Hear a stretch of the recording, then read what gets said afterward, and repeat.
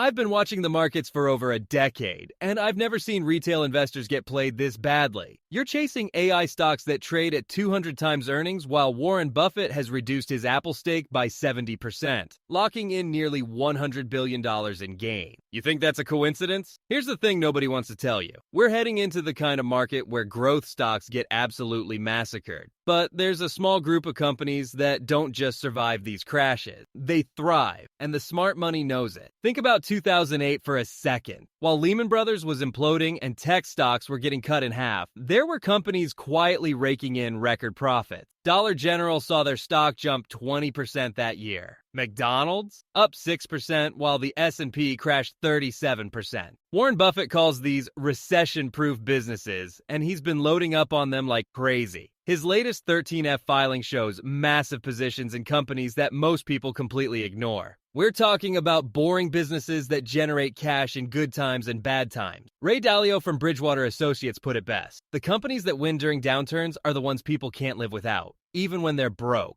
And get this, these 5 stocks I'm about to show you have increased their dividends for over 15 years straight, even through 2008, even through COVID. Stock 1, Walmart. When people lose their jobs, they just eat cheaper. And guess who owns cheap? Walmart. But here's the sick part. During recessions, Walmart's profit margins actually increase because desperate suppliers practically beg them to take their products at rock-bottom prices. 2008 crash, market down 50%, Walmart up 20%. 2020 COVID panic, market crashed 35%. Walmart barely budged and kept paying dividends. Stock 2, Johnson & Johnson. People don't postpone chemotherapy because crypto crashed. J&J literally profits from human misery and medical necessity. 62 years? That's how long they've increased their dividend. Every recession, every war, every crisis, they keep paying shareholders while your growth stocks turn to dust. Bill Gates owns $1.2 billion worth and keeps buying more. You think he's wrong? Stock 3, Procter & Gamble. P&G owns Charmin, Crest, Tide,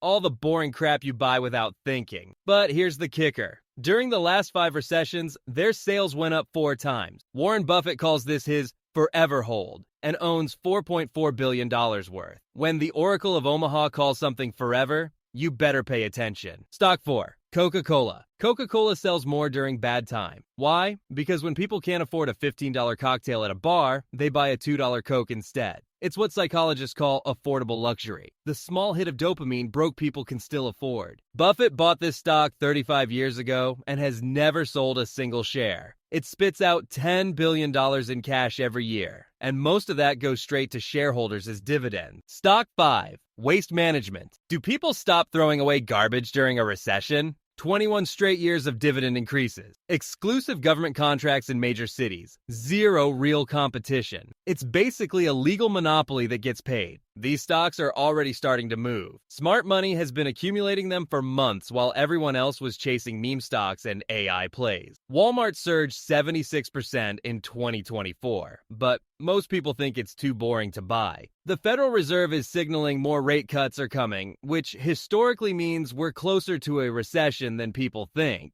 And when that recession hits, these 5 stocks won't just survive. They'll be the life rafts keeping your portfolio afloat. Look, I can't tell you what to do with your money, but I can tell you what billionaires are doing with theirs. They're buying companies that make money in any economic environment, not companies that might make money if everything goes perfectly. Do your own research on these 5 names. Look at their dividend history. Check out their latest earnings. And ask yourself this. When the next crash comes, and it always comes, do you want to be holding the stocks that go down 50%? Or the ones that keep paying you while everything else burns?